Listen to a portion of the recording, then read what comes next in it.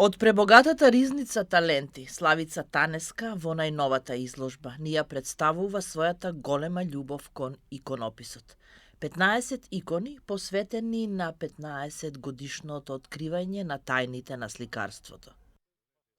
Специфичен начин на себеизразување во однос на останатото сликарство кое што го негуваш. Зошто одбра да се занимаваш со иконопис? Веројатно кога е човек роден во Охрид, некако се го поттикнува кон таа средновековна уметност, кон црквите, кон храмовите.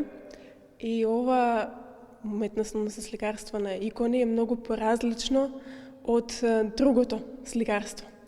Односно, овдека има многу правила, потребно е некој да знае добро да ти го пренесе занаетот, потребен е еден занает да се познава за да може да се работи. И ми беше еден голем предизвик да започнам да работам икони. Започнав уште како доста мала, млада, да речем, да работам. Меѓутоа, понатаму научив за иконописот во Средното уметничко училиште на часовите по применета уметност, кај професорот Венко Цветков. Всушност, него сум му најблагодарна за тоа што денес знам да работам икони.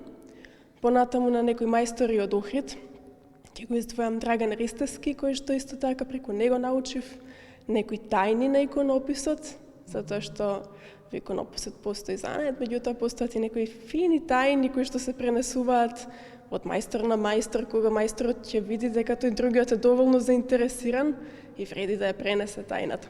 Каде е таа граница помеѓу, да кажеме, сликарството и сликарството на икони?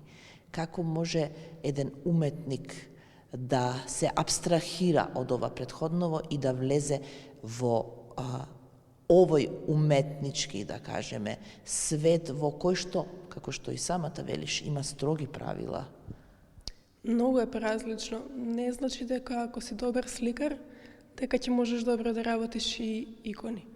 Треба да бидеш подготвен прво да учиш и да слушаш, ама во најбуквална смисла на зборот, кога станува збор за иконите. Јас кога учев сликање и слушав, меѓутоа и некако се потпирав и на себе и на својот талент, па дури имав и некоја прегавост да сакам да експериментирам.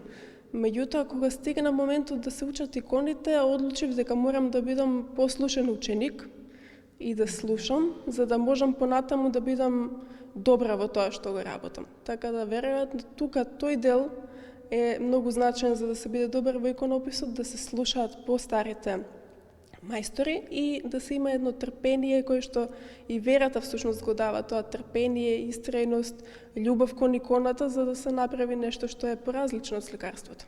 Што е карактеристично за македонскиот иконопис, кој што би требало да го совладаш, за да може да кажеш дека си мајстор на својот занат, бидејќи се уште си млада и ова се прекрасно насликани икони, но предпоставувам дека и понатаму ќе се занимаваш со сликање икони. Македонскиот иконопис е специфичен по тоа што има една топлина во ликовите.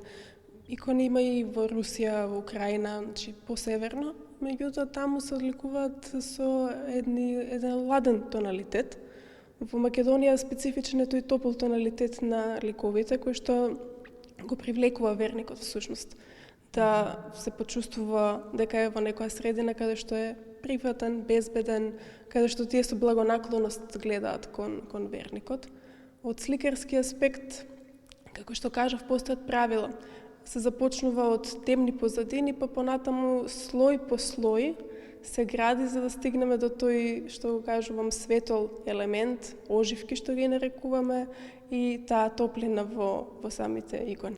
Што ќе речат твоите учители вечерва на отворањето? Па, се надевам дека ќе бидат горди, иако во иконописот секогаш може да се најде некоја забелешка, па знаат и да ми се јават да ми кажат дека во надписот имаш тука некоја грешка, поправи ја, па јас си прифаќам, или во тој елемент, тој детал. Така да во иконописот помалку можам да кажам дека имам една трема што ќе кажат, бидејќи секогаш има некој елемент плюс што се дооткрива и што прифаќам нормално со љубов која ќе ми се јават, ќе ми кажат уште тој детал треба да се доработи. Изложбата Иконописот, коренот на македонското сликарство е во Кора и ќе трае во наредните 10 дена.